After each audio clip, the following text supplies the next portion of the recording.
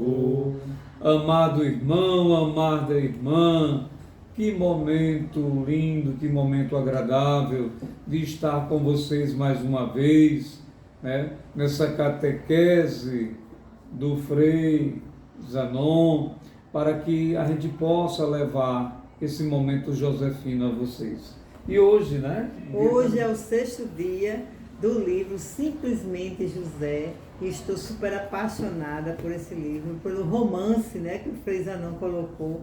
É maravilhoso, gente, é um romance baseado na vida do pai adotivo de Jesus, e o livro hoje traz sobre a família, quer dizer, sobre a família de José, a família base, que continua falando, que estamos ainda no capítulo 2, o capítulo 2 é iniciar, o capítulo 1, na realidade, o nome era recordar, e o 2 é iniciar. Então, acredito que hoje a gente termina o capítulo 2. E vamos iniciando, né?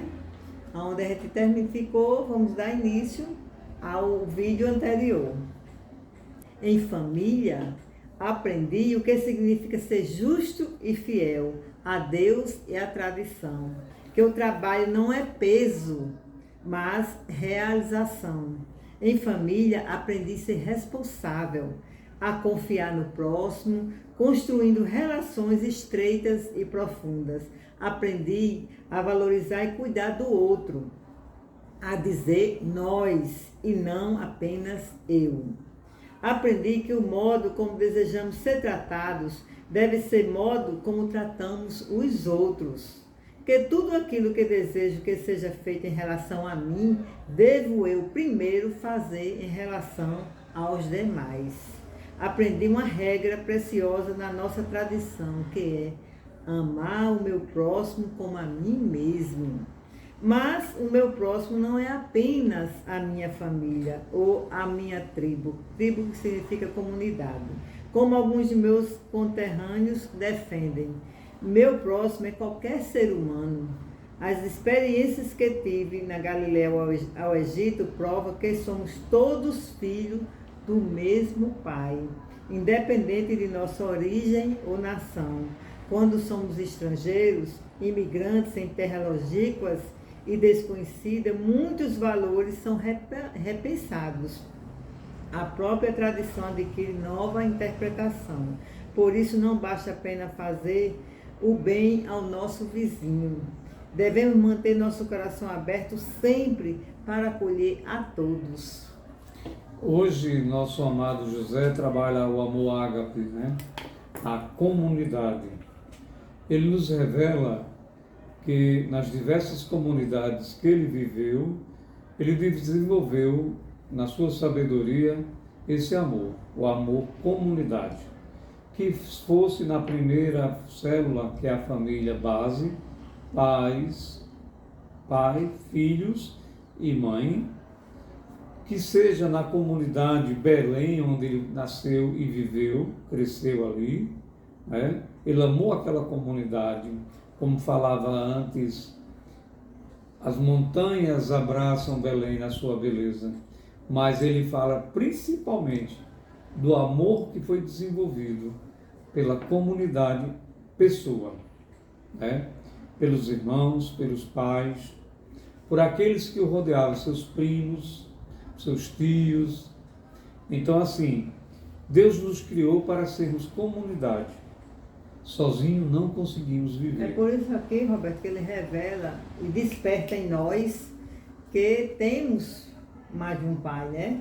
O pai do céu. Ele vai revelar mais na terra. Frente, 2 pais, né? Sim. Pai adotivo e pai do céu. Mas é importante que nós tenhamos esse discernimento de amar essa primeira comunidade, que é a família, é a célula amada por Deus e a comunidade a qual nós vivemos.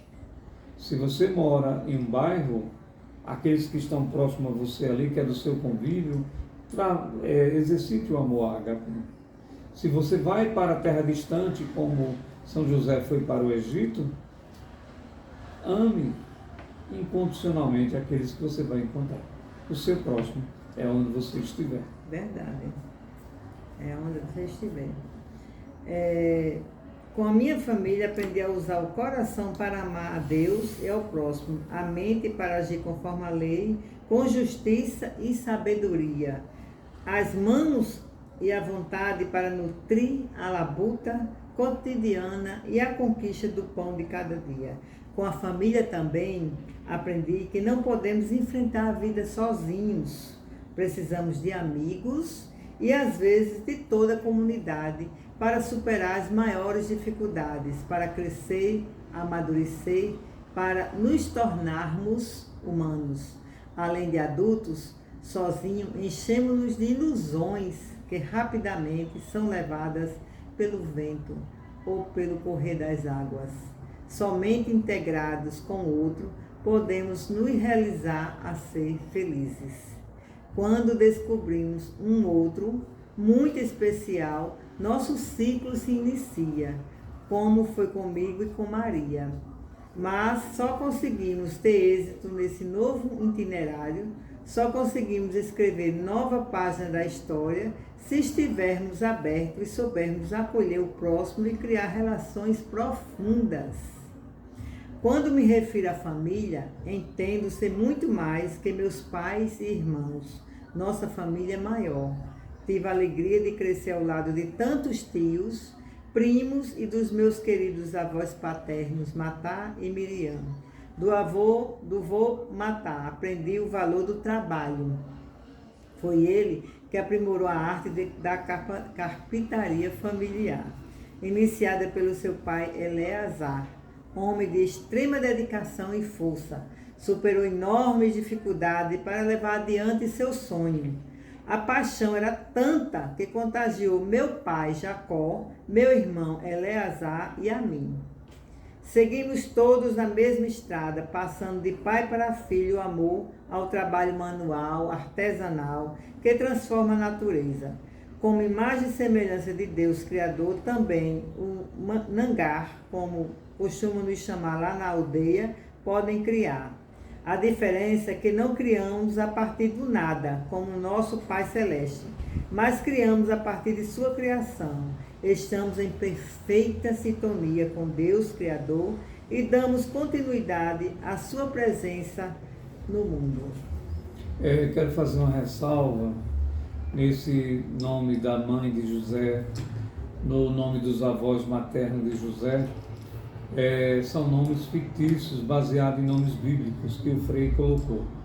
Não existe, as mães. Não existe pela cultura judaica, era mais o nome do pai. Isso. Então não tem na teologia, nos evangelhos, o nome da mãe, nem irmãos de José. Sabemos que tinha, porque filhos para os judeus, para Israel, é prosperidade. Então ele devia ter no mínimo 6 irmãos, no mínimo, porque o judeu tem muitos filhos, que é prosperidade. Teria que ter muitos filhos, né?